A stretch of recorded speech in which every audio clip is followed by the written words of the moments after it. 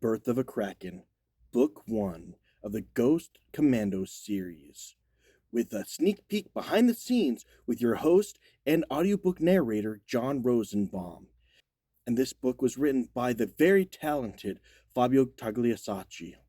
And now, just for a little bit of the book, so you can see the behind the scenes recording of this audiobook, starting with Book 1, Birth of a Kraken.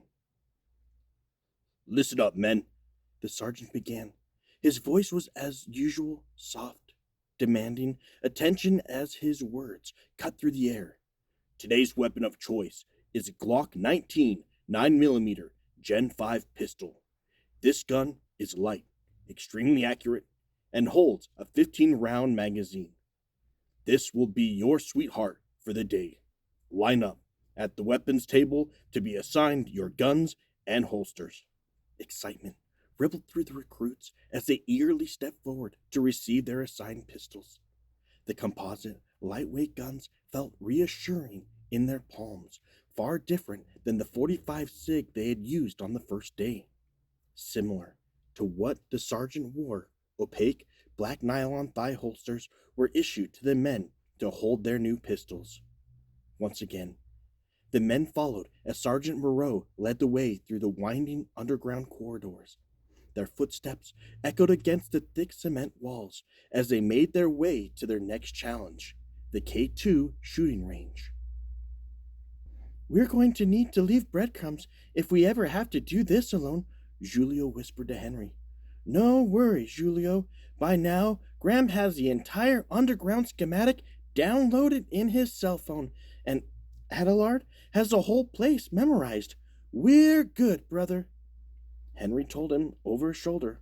"I heard that," Graham commented from further up the line, causing a small chuckle from the squad. As the men passed the heavy steel door stenciled K2 and entered the common area of the range, the men could see through the bulletproof windows that the first range was smaller than yesterday, roughly half its size. "The K2 range is divided into 2 sections," Sergeant Moreau explained, his voice steady and commanding. "This section features moving targets designed to test your precision and speed. The next section has articulated pop-up targets intended to assess your reaction, time, and accuracy." As the sergeant spoke, Adélard noticed a range instructor had inserted himself into each of their squads. "Squads form up into 2-man columns. 2 men at a time will enter the moving target range. Empty your first magazine, reload, then move on to the pop-up target range. You will refer to this as one complete loop.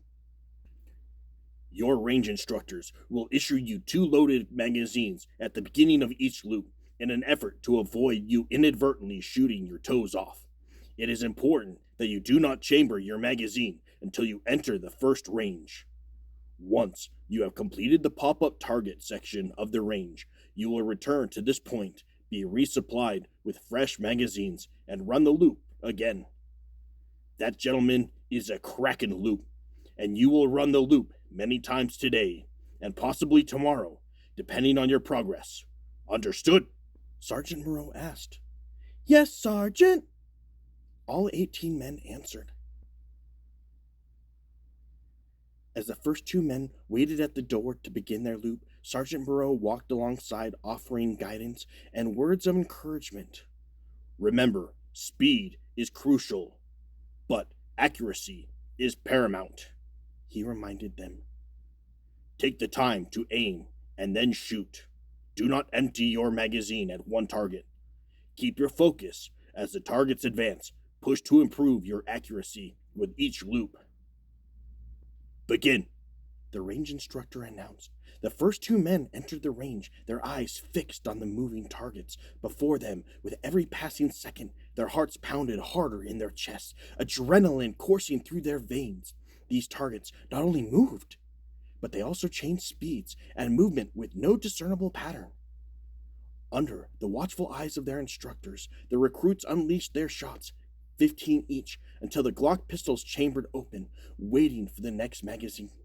The echoing sound of gunfire filled the range, mingling with the metallic clangs of targets being struck. Fresh magazines loaded, the two men entered the next chamber. The pop-up targets challenged their reflexes, appearing and disappearing in the blink of an eye. The men had to react swiftly and decisively, firing their pistols with precision. As to be expected, at this point in their training, many times a target disappeared before the men could react, their shots landing harmlessly against the back wall of the range, causing more than a few groans. During the course of the first loop, all the squads discovered that the speed and location of the targets made working as a two-man team awkward, as both men at times aimed at the same target while other targets went by untouched. As each two-man team exited the range and returned to the start for another loop, Sergeant Moreau provided individual feedback and guidance, pinpointing areas of improvement and praising moments of brilliance. The recruits absorbed his words, using his knowledge to elevate their performance. Every squad, every team, and every man worked hard, each committed and relentless in their efforts. Waiting for their next round to begin, two recruits from the Adélard squad, Julio and Henry, stepped forward to take their position in line. Sergeant Moreau observed with a discerning eye, noticing their nervousness and dissatisfaction with the first loop. Considering the fact that you are a two-man commando team, shooting 15 rounds each, you are not alone, so act like a team, Julio. You focus on the left half of the targets, and Henry, you concentrate on the right half. Accuracy and speed, gentlemen. Are you ready? Julio and Henry exchanged a nod. Yes, Sergeant, they replied in unison, their voices filled with confidence. Go! The sergeant barked. Side by side, they entered the range, instantly taking up positions with magazines loaded and pistols raised. Julio and Henry unleashed a thunderstorm of rapid gunfire, their shots expertly aimed at their respective halves of the moving targets. The room was filled with a symphony of bullets finding their marks, accompanied by the rhythmic hum of the targets in motion. As Julio and Henry emptied their magazines, they reloaded and approached the second door with a nod. They entered the next part of the range, guns raised and ready.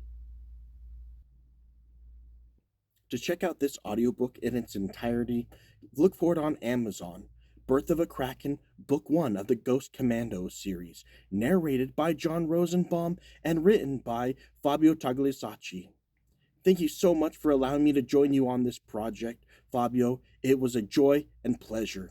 And to continue to look for not only this book, but many others in the Ghost Commando series we have coming out on a regular basis on this ever-growing series. Thank you so much, and we look forward to seeing you next time.